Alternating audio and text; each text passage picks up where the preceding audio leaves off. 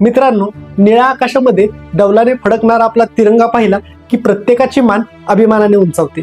पण तुम्हाला माहिती आहे का, आज आपला जो राष्ट्रध्वज आहे तो एका रात्रीत तयार झालेला नाही. त्यामध्ये अनेक दशकांचा संघर्ष, एक रंजक इतिहास दडलेला आहे. चला तर मग आज आपला झेंडा कसा तयार झाला याची कहाणी समजून घेऊया.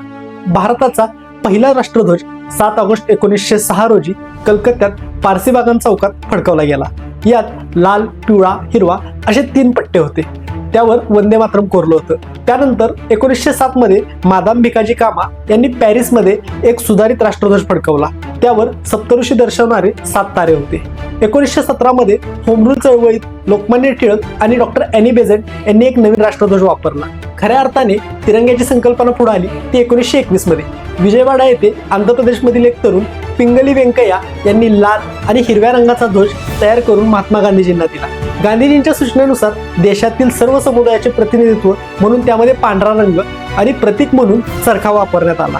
अखेर 1931 मध्ये भगवा, पांढरा, हिरवा रंग आणि मध्ये चरखा असलेला ध्वज अधिकृतपणे स्वीकारण्यात आला होता. देशाला स्वातंत्र्य मिळण्यापूर्वी ध्वजाला अंतिम स्वरूप देण्यासाठी 23 जून 1947 रोजी संविधान सभेत डॉक्टर राजेंद्र प्रसाद यांच्या अध्यक्षतेखाली एक समिती स्थापन केली. या समितीमध्ये डॉक्टर बाबासाहेब आंबेडकर, मौलाना आझाद यांसारखे दिग्गज होते.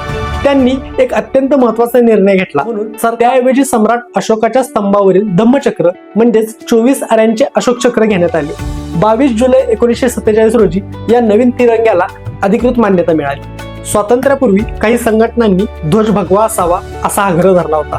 पण भारतासारख्या विविधता असलेल्या देशामध्ये सर्वसमावेशक ध्वज हवा, यासाठी या रंगांचा कोणताही धार्मिक अर्थ नाही हे अतिशय सुंदर भाषेत सांगण्यात आलं. भगवा रंग हा त्यागाचं आणि धैर्याचं आणि निस्वार्थतेचं प्रतीक आहे. त्याचबरोबर पांढरा रंग हा प्रकाश, सत्य आणि शांततेचा मार्ग दाखवतो. त्याचबरोबर हिरवा रंग हा मातीशी असलेली आपली नाळ आणि निसर्ग आणि देशातली समृद्धी दर्शवतो. अशा प्रकारे अनेक दशकांच्या विचारमंथनानंतर आपला हा डौलदार तिरंगा अस्तित्वात आला, जो आजही 130 कोटी भारतीयांना अभिमानाचे प्रतीक आहे. व्हिडिओ आवडला असेल तर शेअर करा आणि आपल्या देशाच्या गौरवशाली इतिहासाची माहिती सर्वांपर्यंत पोहोचवा. जय हिंद.